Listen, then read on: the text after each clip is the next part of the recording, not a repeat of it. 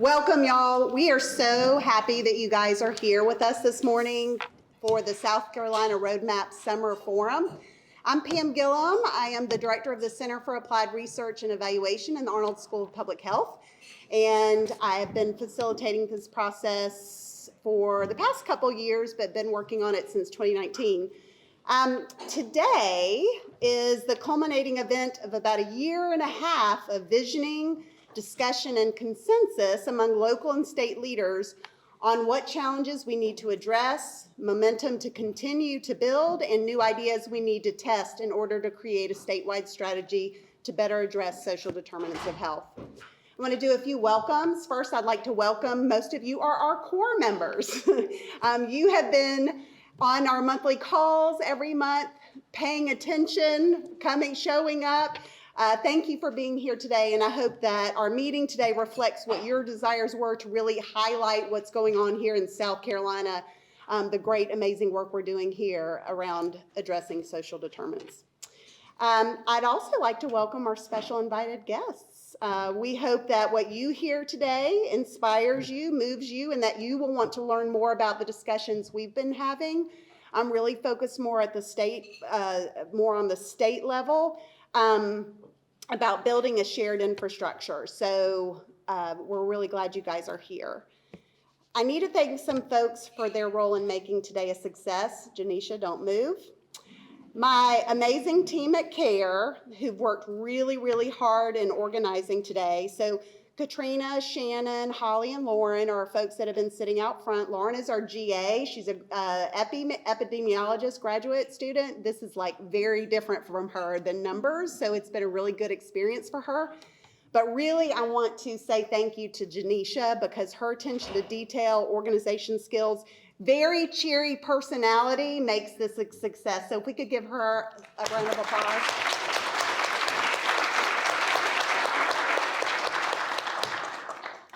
I also want to thank our co-chairs, and I'll do a more formal thank you later. We have Renee Linyard-Gary and Carrie Rothschild, who are co-chairs for the Programmatic Core. Melissa Fair and Summer Thibault were our co-chairs for the Data Core, and Vicki Young and Naomi Lett for our Administrative Core. They really helped shape today's forum, making sure that our agenda today really reflected the core members' interests and giving us ideas and feedback to really make this meeting come to life. And then also our funders, Erica Kirby with the Blue Cross Blue Shield of South Carolina Foundation. Bree Bess is representing the foundation today, so we're happy to have her here, and Chris Collins with the Duke Endowment. Since 2019, these two foundations have invested not just money, but also their time in this work, and they are really why we're here today. So for our special invited guests, I want to just do a quick history of how this all came about to just bring you up to why we're even here. This work was really born out of the question, so what are we doing in South Carolina to address social determinants of health? And the foundations partnered together to invest in this work, starting with a landscape assessment to really understand what different organizations are doing. So not just healthcare systems, but federally qualified health centers, community-based organizations, state governmental agencies, payers, safety net partners, all about what's going around social determinants of health to understand what the key challenges are and opportunities in South Carolina. And so some of the challenges they identified were lack of standardized social determinants of health operational definitions, screening and referral processes, the opportunity to leverage existing efforts that are already going on in our state, like BOI, the Alliance for Healthier South Carolina, HOP, Rural Health, 211, telehealth, and community health workers. This work that we've been doing is really just a small part of a much bigger puzzle. And it's really focused on infrastructure that can help be built at the state level to really support and enhance the work that's going on at the local level. So also the challenges identified, we need to think about strengthening infrastructure through value-based payment models, integrating social determinants of health data and risk prediction, developing data sharing agreements and processes. So those, and then last but not least, that this is multi-sector, right? This is not one sector's responsibility. This is all of our responsibility. So that's really been what we've been focused on discussing and talking and coming to consensus about for the past year and a half. Sorry, lots of history, y'all. This led into the design committee process. So a design committee was formed, made up of local and state leaders who were part of this conversation about where should we start around this statewide strategy. And they met and really focused on identifying target populations and social conditions. So our target populations were mothers with children 0 to 5, individuals with substance use or mental health disorder, and adults with chronic disease. And the 2 social conditions were food insecurity and housing instability. But also the design committee said to us, we can't talk about infrastructure without talking about the issues of structural racism and social isolation. We must not only recognize these 2 issues and their roles in affecting health, but also coming up with solutions that ensure we are not perpetuating these problems. So the design committee also recommended the development of the governance structure for the next phase, which was the formation of the 3 cores: programmatic core, data core, and admin core. So now that brings us to now. That started really in the summer of 2021. We started recruiting or inviting individuals to serve on these cores, and they started meeting in winter around November of 2021. And they've been meeting almost every single month since then, discussing how to address these challenges, building a vision, and creating solutions. So the data core has spent most of the time talking through how to address data sharing issues, and more specifically discussing the value of a single case referral management system for the state that's got a closed referral feedback loop, so that partners who have played a role in an individual's social care know the impact of what they've provided. The programmatic core discussed the challenges of silos and identified strategies on how to better communicate social determinants of health innovations, so organizations can better align and pool resources to address social needs. They also discussed the challenge of sustainability. So these folks are a lot of your community-based organizations that are doing this work. And they'd really like to see an innovative financial payment mechanism tested that includes payments to community-based organizations for their role. And then the admin core spent a fair amount of time discussing the challenges of this work, the barriers to getting it done. There was consensus that we need to establish funding mechanisms to sustain this work, and they also talked about what's really going on in our state that we need to leverage. So what are those existing efforts that we can leverage to keep this work moving forward? Okay, so we have a packed day today. We have 2 amazing keynote speakers, one at the beginning, one at the end, wonderful presentations in between, and a really cool networking opportunity session for you to learn more about the great work that's going on in South Carolina to address social determinants of health. So thank y'all for being here today. Again, I hope you leave here inspired with new ideas and new connections. So thanks again, and I'm going to hand it over to Janisha to introduce our first keynote speaker.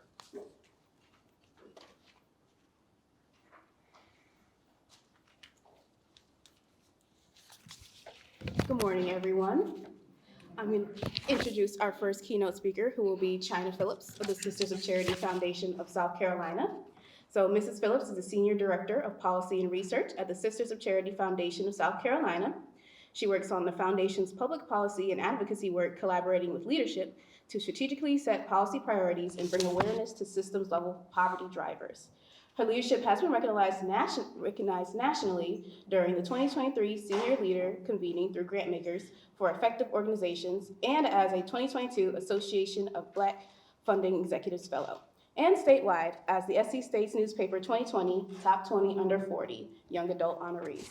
She's also a graduate of Xavier University, where she received her Bachelor of Arts in Sociology, and the University of South Carolina, where she obtained her Master's of Public Health and Master's of Social Work. So I was very impressed the first time I heard Chynna speak, and knew she had to come speak here. And it was also very inspiring to me, as she started out where I did, as a graduate assistant at CARE. And so that's very inspiring to me to see the accomplishments that Chynna has made in such a short time. So with that said, I'll pass it to you.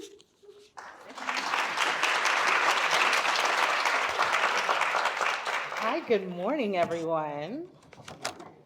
It is Monday morning, so some of you I know have been rushing on your way here or had to deal with hyperactive kids, all of the things.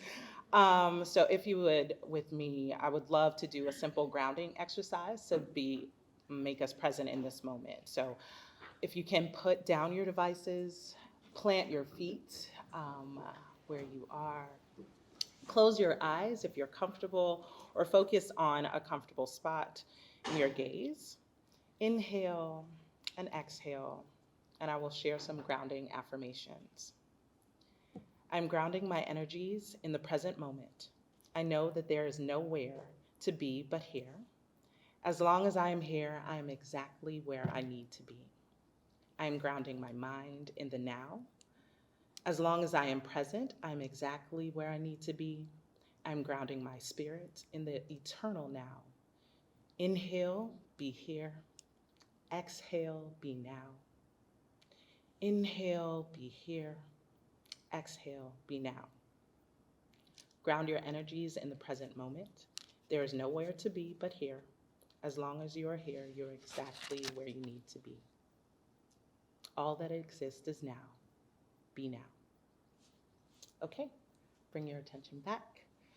Open your eyes. Welcome. Hello, everyone. Okay, so it is an absolute joy to be in front of you. If you know me, you know I like to walk around, but this is a little bit different. I'm going to be by a podium because I wanted to be very clear in my points because I'm so inspired by the work that you are leading. And again, I started as a graduate student at CARE, so I honor every moment that I get to be with the team. So we have a robust agenda, so I actually don't even have a PowerPoint today as well.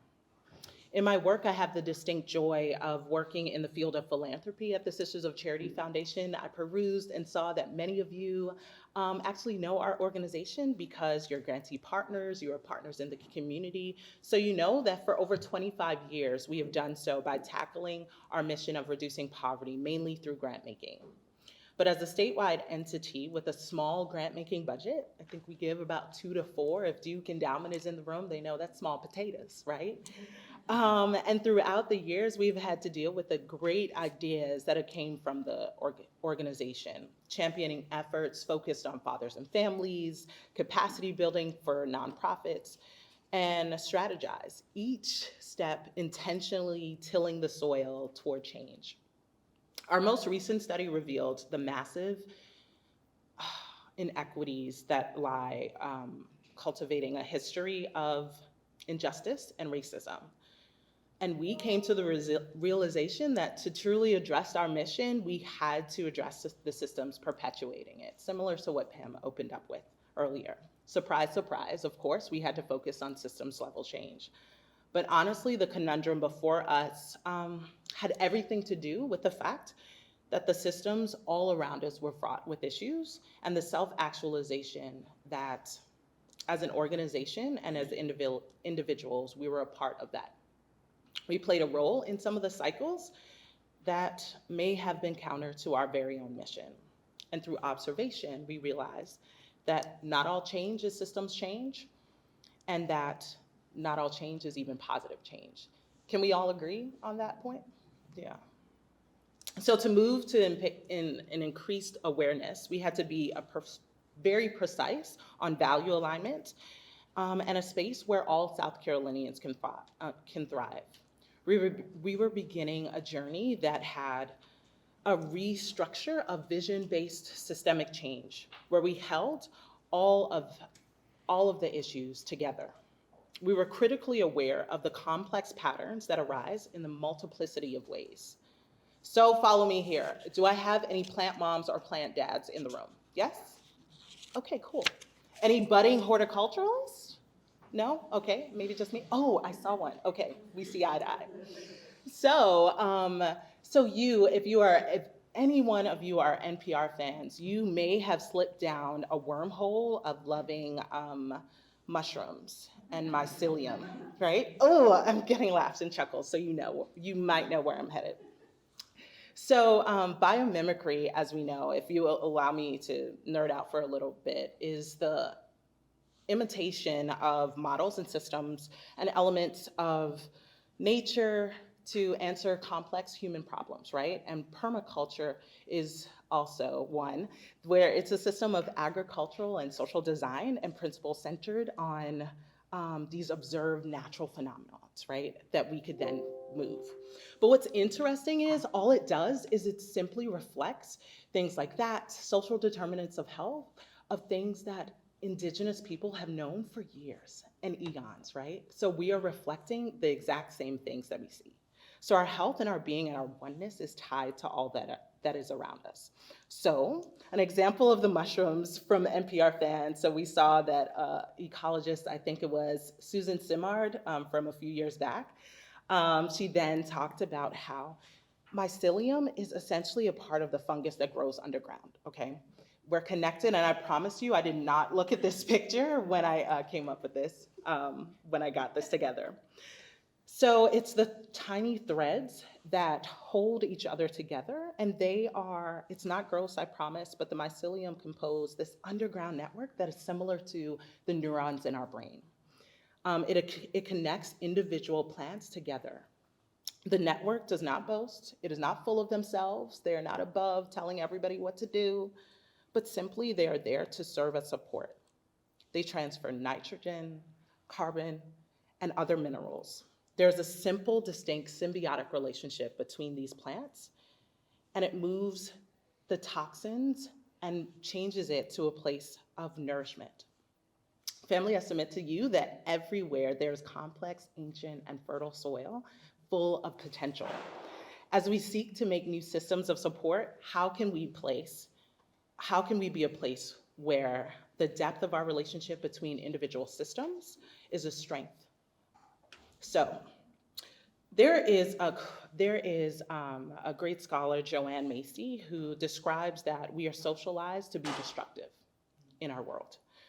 And I'm gonna read some excerpts to you, and I'm not gonna ask by a raise of hands, but I want to know if any of these actually resonate with you. You've experienced it or you've observed it at one point as you do your work. We ready? Yes? Okay, great. So we learn to disrespect Indigenous and direct ties to land. We learn to be quiet, polite, indirect, and submissive, not to disturb the status quo. We learn to test deadlines as the reason to take action. We learn to deny our longings, our skills, and to do work that occupies hours without inspiring our greatness. We learn to manipulate each other, sell things to each other, rather than learning to collaborate and evolve together. We learn that factors beyond our control determine the quality of life. Something like our skin, our gender, sexuality, ability, nation, belief system we are born with sets a path for survival or quality of life. We learn that what we value is the opportunity to produce. Only then do we earn food, home, healthcare, and education. We learn as children to swallow our tears and any other inconvenient emotions. As adults, that translates into working through red flags, value disalignment, and pain and exhaustion. Perhaps the most egregious thing we are taught is that we should just really be good at what's already possible and leave the impossible alone, end quote. When this way of being persists, we are reduced to false solutions that we can get corporate or government agreement on, which actually does not give us what we need. So I have a quote that I would like you to discuss at your tables, and I'll give you 5 minutes. Transform yourself to transform the world. And the next is, we must make just and liberated futures irresistible, by Tony Cade Bambara. On your tables, take 5 minutes to talk about how these quotes apply to you and your work, and then I'll continue on. So I'll give you 5 minutes.